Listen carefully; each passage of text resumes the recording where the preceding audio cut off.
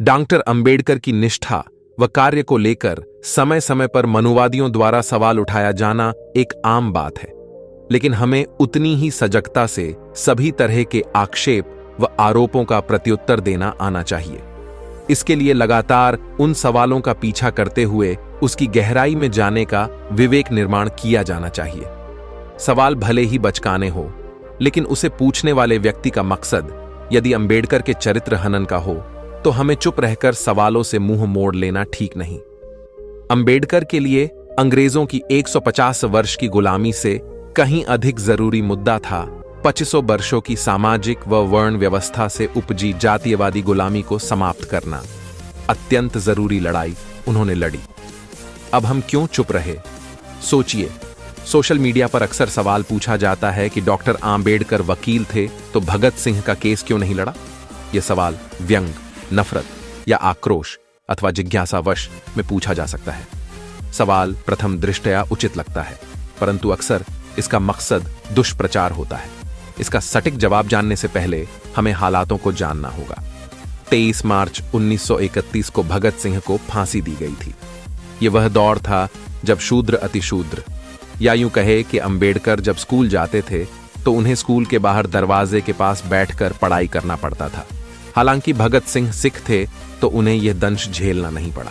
शिक्षित होकर अंबेडकर जब नौकरी करने बड़ौदा गए तो उन्हें किराए पर होटल, धर्मशालाएं और कमरा तक नहीं मिला।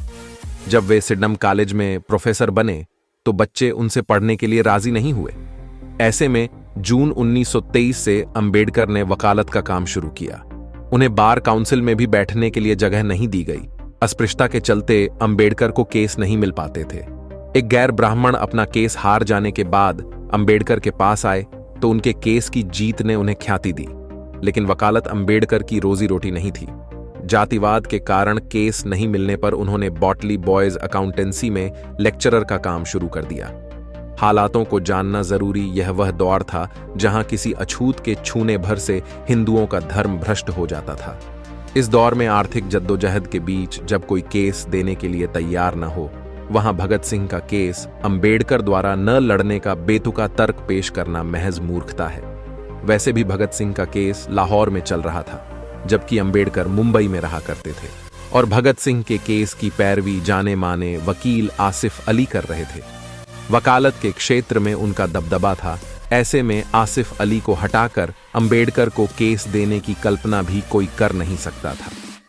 आरएसएस के गोलवलकर के मित्र, भगत सिंह विरोधी, भगत सिंह की तरफ से सुप्रसिद्ध वकील आसिफ अली पैरवी कर रहे थे। वहीं अंग्रेजों की तरफ से पैरवी करने वाले ब्राह्मण वकील का नाम था सूर्य नारायण शर्मा था। ये वही शर्मा है जो आरएसएस के संस्थापक गोलवलकर के बहुत अच्छे मित्र थे।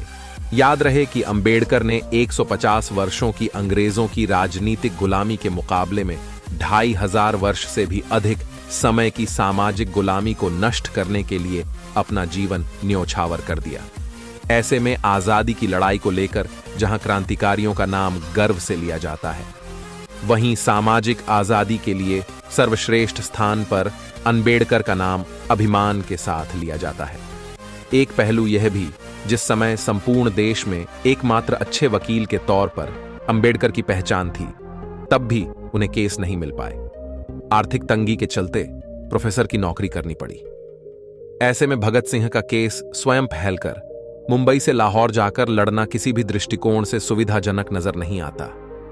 यदि केस लड़ना भी चाहे तो मशहूर वकील आसिफ अली से केस वापस लेकर अंबेडकर को सौंपने का कोई तार्किक मुद्दा नजर नहीं आता। एक पहलू यह भी था कि जहां ब्राह्मण वकील अंग्रेजों की पैरवी कर रहे थे, वहां देश में अनेक नामचीन वकील क्या तमाशा देख रहे थे। जबकि वर्ष 2013 में पाकिस्तान के वकील इम्तियाज कुरैशी ने भगत सिंह की केस को दोबारा खुलवाया।